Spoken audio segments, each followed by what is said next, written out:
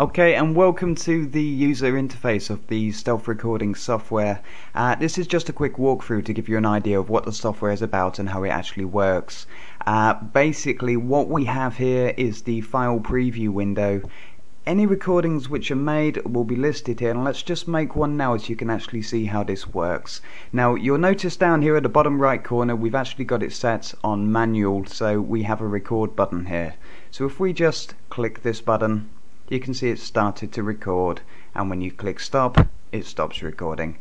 Pretty simple, really. Now you can see in the actual file list here we have a new recording dated Sunday, November the 21st, time, and as you can see it's 3 minutes past midnight. Yeah, I know it's late. But you can see that the actual extension of the file is WAV. This can actually be saved as a MP3 using Audacity, which is also included on the CD as well, and once you've got it in an MP3 it's very easy to email or archive or burn onto a CD if you want to take it to a meeting. Yeah, there's quite a few different things you can do with an MP3 file. One thing to note also about Audacity is that you can cut and edit the recording, so if there's a particular part of the recording which is too long or it's just irrelevant and shouldn't be in there, not a problem, just select that part in Audacity and delete that bit. Plenty of tutorials available for Audacity online. Do a Google search for them, just look on YouTube, there's many videos about Audacity. Okay, so let's get rid of this recording now so you can see how files are deleted. If you select the file, click on the recycle bin, you can either delete a single record, or if there's many recordings and you just want to clear all of them, you can click delete all recordings. So let's just click delete a single record. So there you go, that's disappeared. Right, what else do we have here then? Obviously we've got the media playback buttons such as play, stop, rewind, fast forward and pause. You've seen the recycle bin, and then we have one of my favourite buttons. Now this will enable live playback. What this means is this recording adapter won't just record the phone where it's actually plugged into, it will record every single phone on the same line. What this means is even if you've got this set up in your office and someone uses a phone in the living room downstairs, it will still be detected by this software and recorded.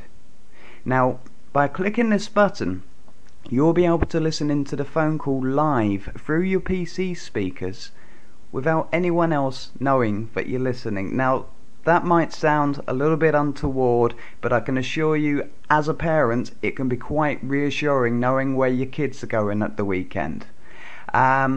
Moving along from that button, we've got the audio config, and in here you'll find all sorts of settings from recording sensitivity.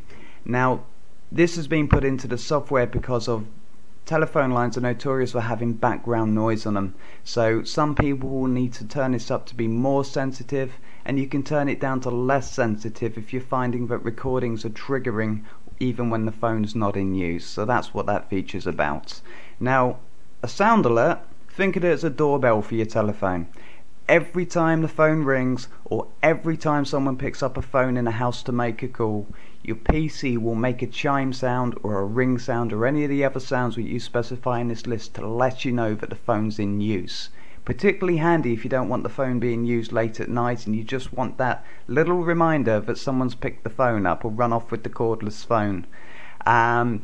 Other things here, you can set it to start in manual record, as you've just seen it was set in manual record, or you can put it into automatic record mode. Now obviously if you leave it in automatic record mode, the moment the phone used or the moment the phone rings, it will automatically start recording. Now one thing you might want to do is get the application out of sight. Now what you can do is just click the minimize button at the bottom here, and that will disappear to the system tray down by your clock at the bottom right of your screen as a little icon, and to open it again you can just double click it and it will pop back up on your screen.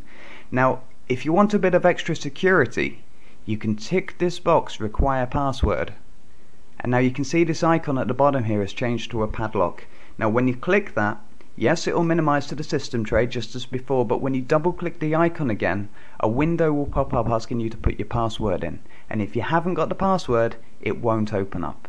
And there's no indication as to what it is when you double click it, it's just a box what asks for the password. There's no Reteli on it, there's no stealth recorder on it, it's just a password field. So I'm going to leave that off for now, and I'll come out of the settings because that's pretty neat to see in that settings window there. And on the right hand side here we have the phone not in use noted icon. Now if I pick my phone up, as I currently have this connected up, you'll see this will change to phone in use. There you go. So now you can see that there is a phone call taking place, and on the left hand side you can see the volume meter. Okay, so if I put the phone down, you'll see the volume decrease, and then Stealth Recorder will detect that the phone's no longer in use, and there you go, the icon's now changed to phone not in use. Now if I put this into automatic record mode, you'll notice the record button's gone, and now when I pick the phone up, it will now read recording. There you go. Okay, so the phone is now recording, and when I put the phone down, it will check for silence, it will count to 5 and stop recording, and there you go. So there's the recording we've just made in automatic, and again, pick it up, it will start recording, put the phone down, stops recording. It's as simple as that. It requires no maintenance. You can just leave this running on your computer without having to give it a second thought until the end of the day when you want to check for your recordings. Now we do another version of this software which is designed for business users. It's not so much the software which is different, it's the actual telephone interface adapter, whereas this one will plug straight into the phone line. The business one connects between the handset and the actual phone base. Now that's designed so you can use it on PABX or ISDN business lines, so I suggest you have a look at our other listings for the business telephone recorder if that is something you're interested in. But as for this one, this is perfect if you've got a business at home, or just if you're a home user which just wants to make a record of business calls, like calling your bank, calling relatives, and you don't have a notepad to hand. It's fantastic. The amount of times this has bailed me out because I didn't have a pen to hand and I didn't want to forget those vital details, and it was recorded. I could just listen back when I did have a pen to hand and write down those details again. I'm sure everyone who's listening to this right now has been on the phone at some point with someone reading out a telephone number and you're panicking because you can't remember what it is, or you can't find a pen to write it down. Well, with this running in the background, you won't have to worry about it. So in a nutshell, that about sums up this software. If you have any questions, please do feel free to drop us a message. Thank you.